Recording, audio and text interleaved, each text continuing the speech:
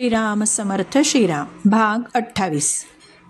मनुष्य शरीर ही एक देवाकडून माणसाला मिळालेली अलौकिक भेट आहे. मनुष्य शरीर मुक्त होण्यासाठीच मिळालंय. जणू हा लास्ट चान्स आहे. स्वतःचं भलं करून घ्या अशासाठी हे मनुष्य शरीर प्राप्त झालंय. त्यातही मनुष्याला विवेक नावाची अमूल्य गोष्ट प्राप्त झाली आहे. हा विवेक पशु पक्षी इत्यादी योनींमध्ये नसतो. ती भोग योनी आहे. त्यांना मोक्ष मिळावा, माझं कल्याण व्हावं याचा काही विचार नसतो. केवळ पोट भरण्यापुरता विवेक त्यांच्याकडे असतो. देवांमध्येही हा विवेक असतो का? तर त्यांच्यातही हा विवेक झाकलेला असतो. कारण ती सुद्धा भोगयोनीच आहे. मनुष्यांमध्येही जे अत्यंत लोभी संग्रही वृत्तीचे असतात, कामना वासना धरून असतात, त्यांनाही हा विवेक अत्यंत दुर्मिळ असतो. ते राग द्वेष काम क्रोध या विकारांमध्ये राहत असतात आणि स्वतःचं अनहित करून घेतात.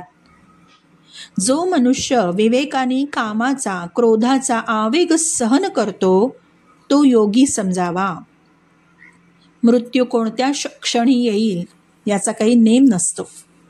वृद्धापकाळी काम क्रोध यांना आपण आवरू असं जो म्हणेल तो नक्की फसेल.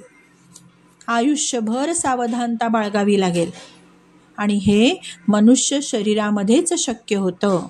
म्हणून दक्षतेने विचार करावा आणि मनाला सांगावं, नाऊ ऑर नेव्हर. केलं तर आत्ताच आणि आतापासून, नाहीतर मी असं करीन तसं करीन. या सर्व गोष्टी फोल आहेत. शरीर नष्ट होण्यापूर्वीच हे कार्य केलं पाहिजे. कामाचा इच्छांचा आवेग आवरायला हवा. मनासारखं घडलं नाही तर क्रोध येतो. त्याच्याही आवेगावर नियंत्रण ठेवणं हे मानव जन्मामध्येच शक्य आहे. कारण कामानी आणि क्रोधाने मनुष्याच्या वृत्ती आणि शरीर दोन्ही ताब्यात राहत नाही. अनर्थकारक घटना घडतात आणि मग पश्चाताप करण्यापलीकडे काहीच उरत नाही. म्हणून वेळीच सावध व्हावं. मदोन्मत्ती हत्ती कसा असतो? तो उधळला की आक्रमण करून विनाश करतो. अगदी तशीच क्रिया कामी आणि क्रोधी माणूस करत असतो आणि तेव्हा तो स्वतःही दुःखी होतो आणि इतरांनाही दुःखी करतो.